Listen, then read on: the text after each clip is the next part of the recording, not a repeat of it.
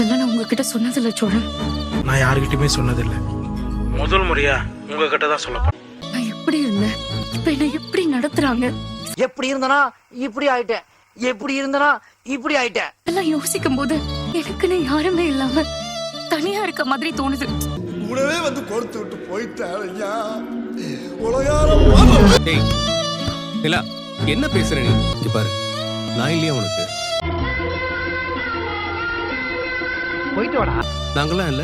அப்படி இல்ல சோழன், இவ்வளவு பெரிய குடும்பம் இருந்தோம். சோக கதைய கேளு தாய் குலமே.